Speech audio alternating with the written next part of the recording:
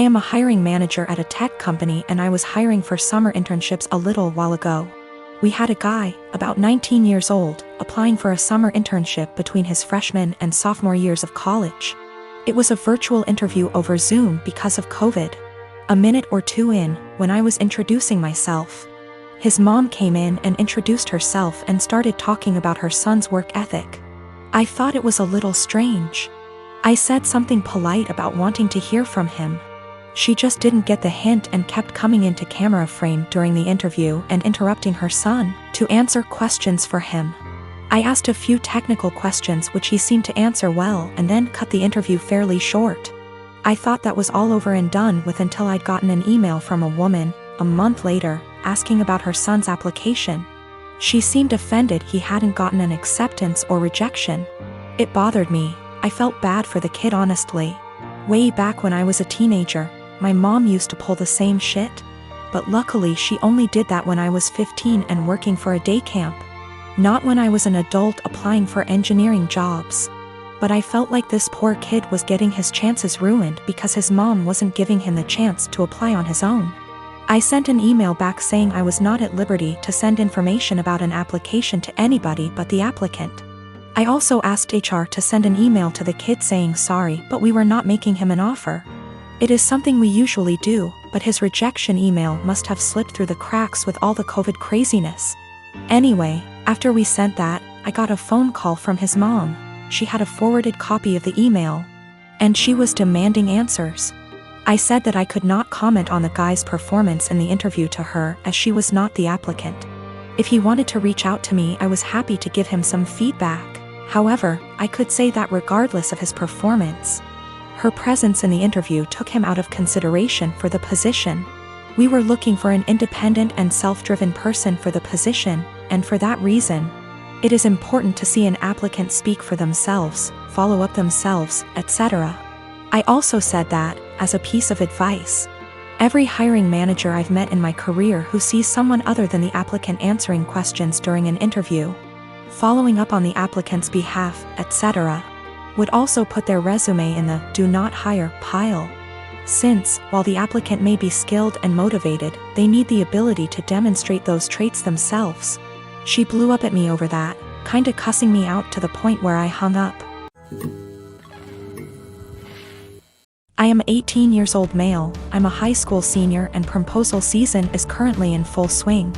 I was in my AP Chem class when suddenly an entourage of people entered my classroom with a disabled girl.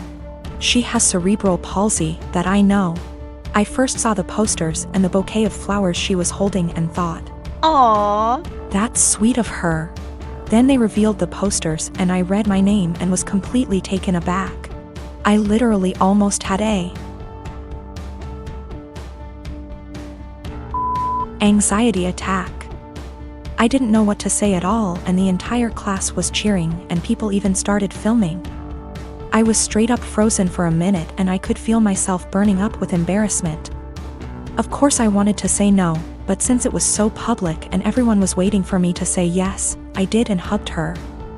Everyone clapped including the teacher and I was mortified. One of my buddies asked me if I was okay. Afterwards, since apparently I looked like I was gonna burst into tears, and I told him I literally did not expect that at all, and I didn't want to say yes. He suggested that I go find her after school or something and explain that to her and I agreed. Now, this girl is really nice. We had a class together last year and sat next to each other for a majority of it and talked quite a lot. I would say we were friends then, but we haven't spoken more than 2 times this school year, so we've definitely drifted apart.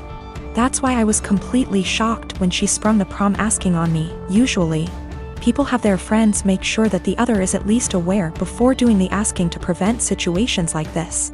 I was contemplating if I should just bite the bullet and go with her, but decided I just couldn't because it is my senior year prom and I was already starting to plan my asking. There's this girl that I've liked for a couple of months now and I recently heard from my friends that she likes me back, so I was gonna ask her. So I ended up going to the special ed classroom after school where I found her and asked if I could speak to her outside. I told her everything and how I really appreciated the gesture. But I was already planning on asking my crush to prom and she was crushed. She started crying really loudly and asked me why I couldn't have just said no, and I said that I didn't want to embarrass the two of us in front of all those people.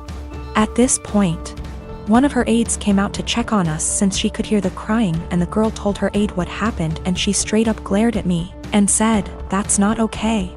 Now I feel like absolute shit.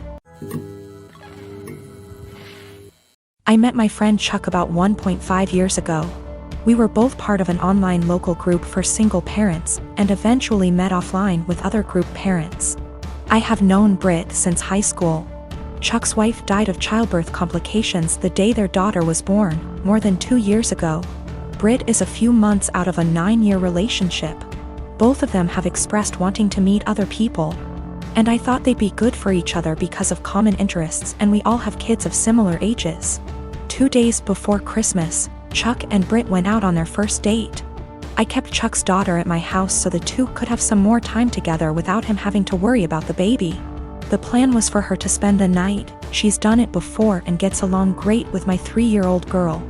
But Chuck knocked on my door at 11 p.m. to get his daughter. He barely said a word to me, and I could tell he had been crying, but he wouldn't tell me what was wrong. The next day, I asked Britt what happened.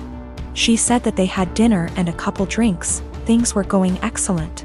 She said she felt like they had great chemistry and were even getting physical at his house. But he suddenly told her to stop and to leave immediately. She swears that she has no idea what she did wrong and is really hurt by the whole thing. I believe her because she is really sweet and social. I've never seen her do anything to piss anyone off. I tried to talk to Chuck at the same time to get his side of the story and see what went wrong. All he said that he wasn't feeling it and didn't want to discuss it further. I didn't push it, but when I went to wish him a Merry Christmas a day later, I saw he had deleted me from his social media. I texted it to him instead and asked, "You okay?" But no response. I am seriously hurt and don't know what to do. Chuck has become one of my closest friends, and our daughters are the best of friends too. I am really worried that this has something to do with his wife. And I want to apologize if he felt like I was pressuring him to date after her death. At the same time, I don't want to overstep boundaries and bother him when he's having a hard time. It's been over a week and I'm worried / upset.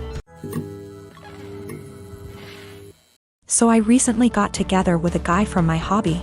He asked me out first and I had some doubts that we'd work together as a couple because of the age difference.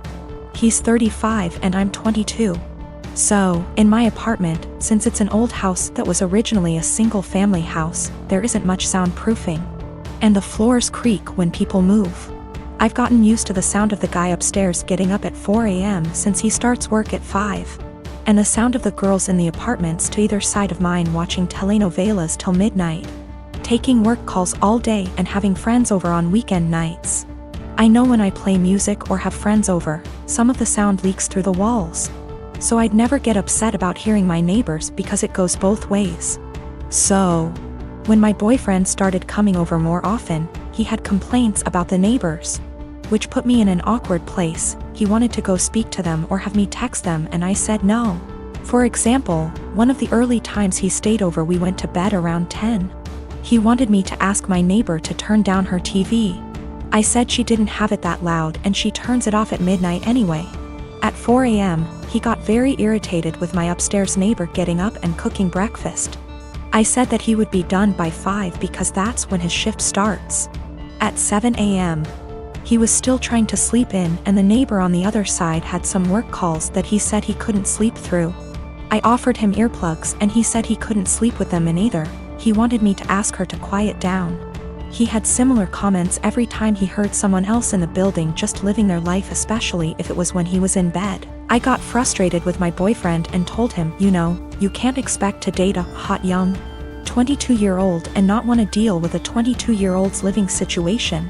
I don't know if you realize, but this is a normal apartment for someone my age. Hell, my neighbors are pretty great. Nobody's throwing loud parties on work nights. Nobody's having screaming fights. Nobody's having babies. The hot young part was in sarcastic air quotes because those were his words, not mine.